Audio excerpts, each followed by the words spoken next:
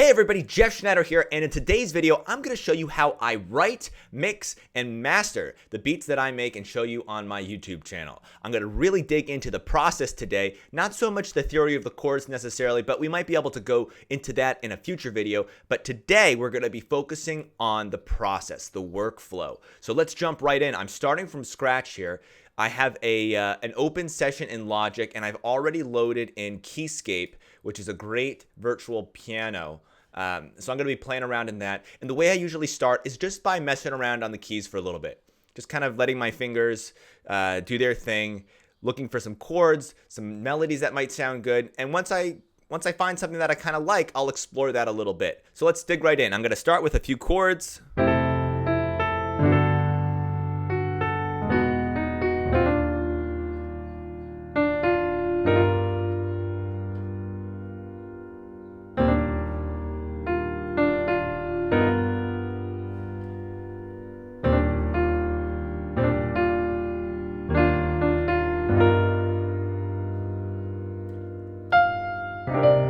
Okay, so I've got something brewing here, and it came pretty quickly actually, but the melody that I'm working with is... and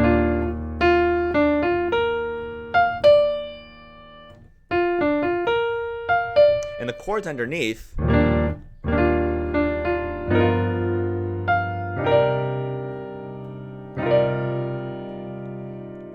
So I started with this E flat major 9 chord, going to G altered to C minor 9 or C minor 11, even better. Now, where did this come from? I'm not really sure.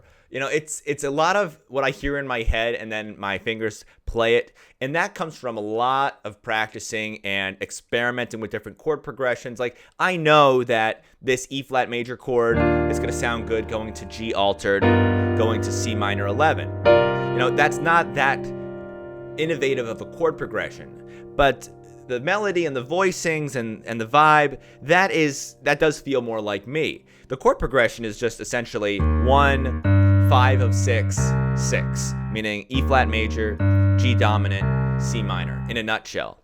But when you combine the voicings and the melody and the rhythm and the sound of the instrument, you get something that's a little bit more unique.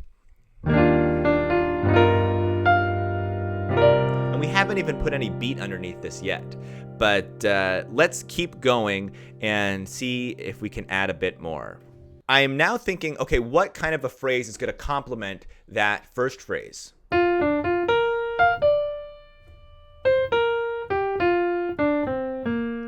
That's an idea. So right now I'm just playing with melody. I'm not even worrying about the chords so much. I want to get a really nice follow-up phrase. It's kind of an interesting term, follow-up phrase.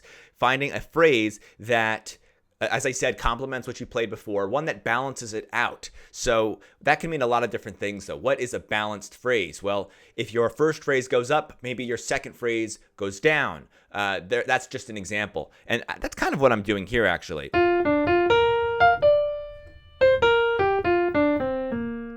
That's doing a nice job of going up and then coming back down. There's some balance there. The other thing that I'm thinking about intuitively and now explicitly is the note that I'm ending on and how it feels in terms of its resolution. So that feels somewhat resolved, but not as much as this one. That B flat feels more resolved than this high D. Part of the reason is that the B flat is lower and the D is higher. You know, that sort of range discrepancy does affect how resolved the note sounds. The other thing is that the B flat, let's see, what key are we in first? So we're in B flat major, and that means we're starting on the 4 chord, which is a little unusual, but not too crazy. So this is actually 4 going to 5 of 2.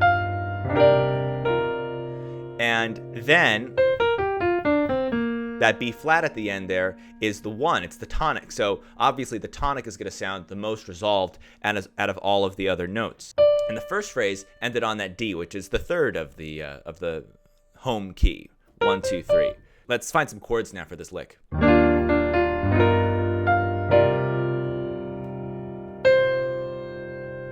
Okay, so I hear something in my head for this B flat. It's I think it is this. It's some sort of a Lydian sound. Like I think that's it. Let's see if that sounds right in context.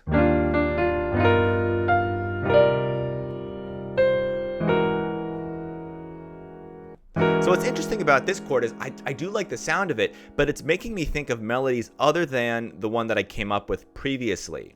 So instead of going, this makes me want to do something like,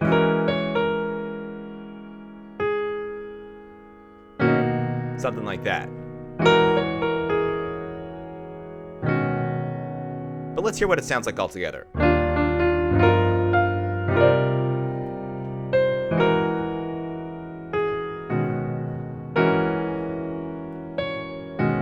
I don't know.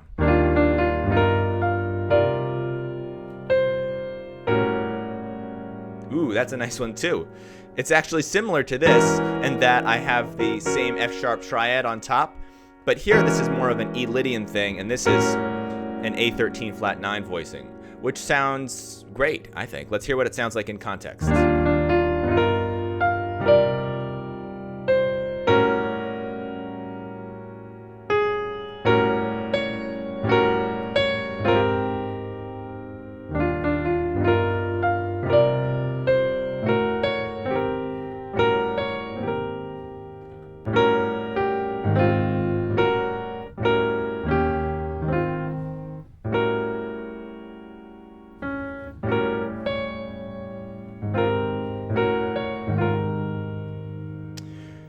So I'm fishing around for another chord to follow this A13 flat 9. One of the things I'm always keeping in mind is how does everything sound in context? It's a matter of not getting lost sort of in the trees and keeping an eye on the forest. Because you can always find a little chord progression that sounds good on its own, but does it sound good in the context of the whole piece?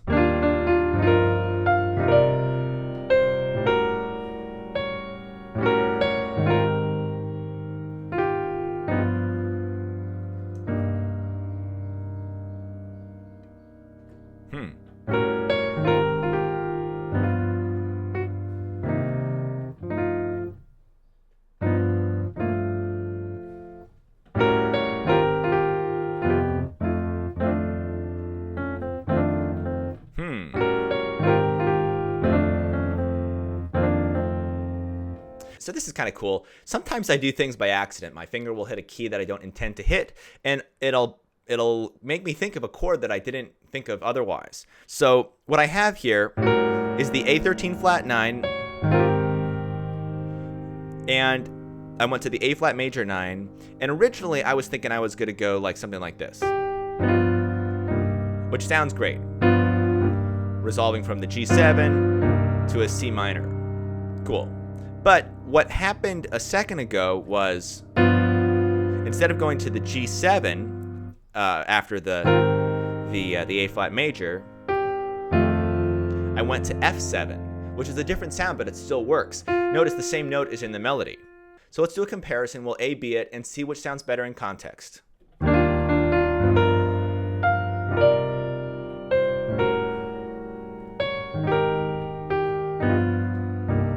Okay, so that's A, and now here's B.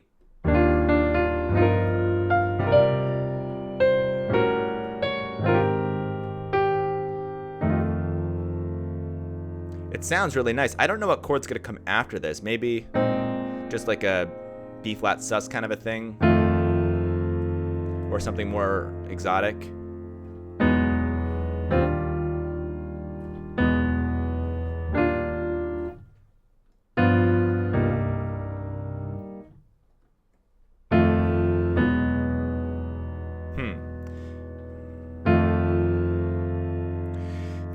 The F7 has a friendlier feel to me. There's kind of a release there versus the G7 going to C minor.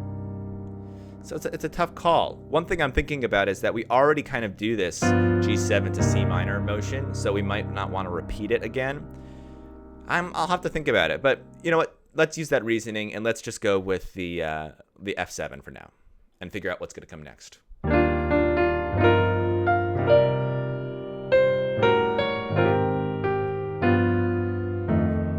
Ooh, I messed it up.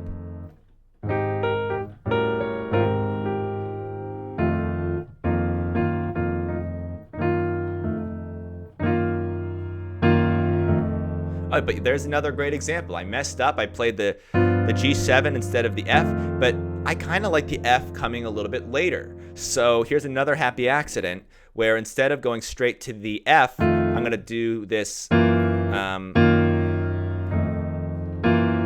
going to do, what did I do? Something like that. F sharp. Let's figure out what that was. So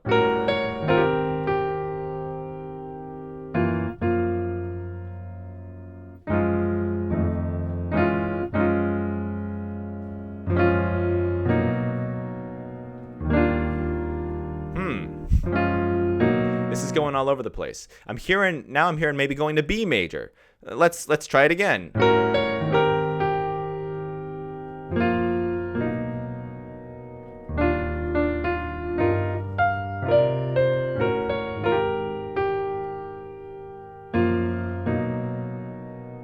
Okay, so we've got a few different ideas.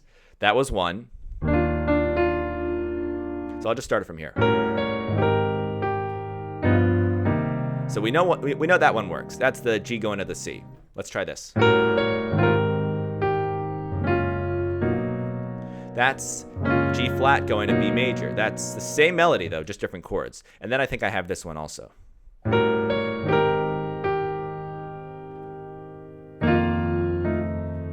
Which is kind of cool. That's like a F sus going to F7.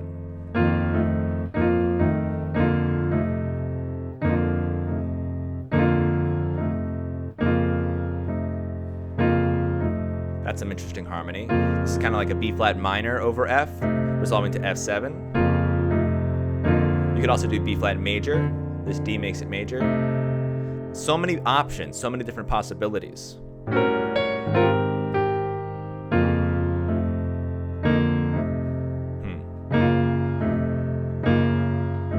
But you know what might work best is doing a G flat major 7 going to F7.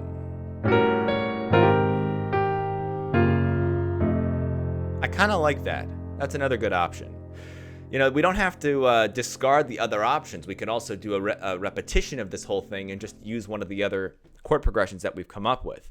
But let's just pick one so we can keep going. Now what I'm thinking about is, how am I going to get back to the beginning? How am I going to get back to my E flat major 9 chord? That's the next question. Okay, I know we're spending a lot of time on this, but the F7 is not working for me so much because it sounds a little bit too, I said before, friendly. It's just a little bit too resolved. And the issue with that is, if I go back to the E flat major, which is also very much resolved, I don't really have that balance that I'm always talking about. It's going like to a resolved chord to a resolved chord. I want something a little bit more tense in between, a little bit more dissonant. That doesn't mean it has to be some crazy chord. It just has to function in the key in a way that's less consonant, I guess, or functional. I don't know what the word is. Let's figure it out. That's why I like the B, because the B has some sort of like floaty quality to it. It's not resolved. There's something waiting to happen. That's interesting. So that's the B major going to a B flat sus to get back to E flat. That might work. Let's hear what that sounds like.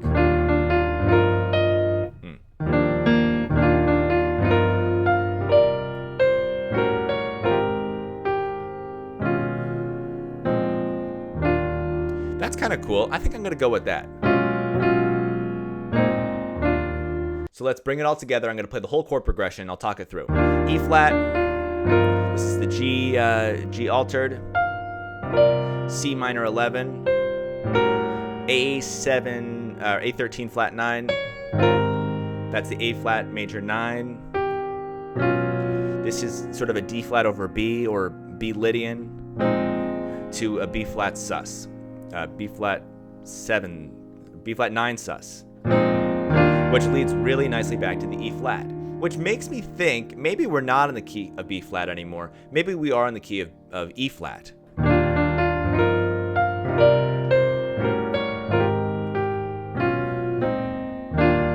See, that feels like an arrival now. When I was doing the F7 before, it didn't feel like an arrival to me when I went to the E flat. Again, because it was sort of this expected resolved chord to one that was also expected and resolved. The B Lydian is so sort of out of place in a way that it makes you wonder, well, how are we going to get back home? And then when we have this B flat sus chord, it's like, oh, here we go. And now we're back. So I'm thinking about where I'm going just as much as I am about where I am. Because where you're going is kind of how harmony is what it's all about. It's about that cadence. How do you get back to the top? So we've got our loop. Let's now figure out what we want to do in terms of rhythm.